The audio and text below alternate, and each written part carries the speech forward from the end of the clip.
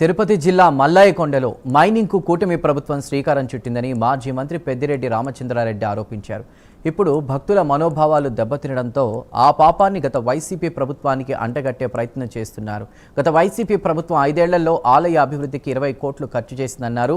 భక్తుల మనోభావాల దృష్ట్యా 2022లో ఎర్రకొండ మైనింగ్ను నిలిపివేసిందని అన్నారు. అయితే కూటమి ప్రభుత్వం సాధుకొండ, శివపురం, ఎర్రకొండ ప్రాంతాల్లో టెండర్లు పిలిచి లైసెన్సులు జారీ చేసిందని పేర్కొన్నారు. 2015లో ప్రాస్పెక్టింగ్ లైసెన్స్ చంద్రబాబు హయాంలోనే ఇచ్చారని గుర్తు చేశారు. భక్తుల మనోభావాలను పక్కన పెట్టి మైనింగ్ పేరుతో మొత్తం మల్లయ్యకొండను దోచే ప్రయత్నం జరుగుతోందని ఆరోపించారు.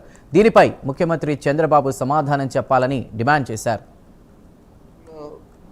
ఈ కూటమి ప్రభుత్వం వచ్చిన తర్వాత ఎడాపెడా అన్నిటిలో కూడా అక్రమంగా మైనింగ్లు చేయడం, చెరువుల్లో మట్లు తీయడం, ఇసుక దోచేయడం అన్నీ కూడా చేస్తూ ఉండే విషయాలు మీ అందరికీ తెలుసు. మరి ఎన్నికల ముందు మన జిల్లాలో, ముఖ్యంగా చిత్తూరు ఉమ్మడి జిల్లాలో ఆ రోజు చాలా పెద్ద ఎత్తున ప్రచారం చేశారు. ద్వారకనాథ్ రెడ్డి శాసనసభ్యుడిగా తంబలపల్లిలో కంటెస్ట్ చేస్తూ ఉన్నాడు.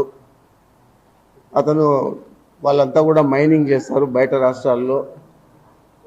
వాళ్ళు కన్నా వస్తే తప్పకుండా ఈ ముక్కంటి కొండలు 3 కొండలు ఉన్నాయి, ఎర్రకొండ, ఎనుకొండ, అదేవిధంగా సాధుకొండ, మల్లయ్యకొండ.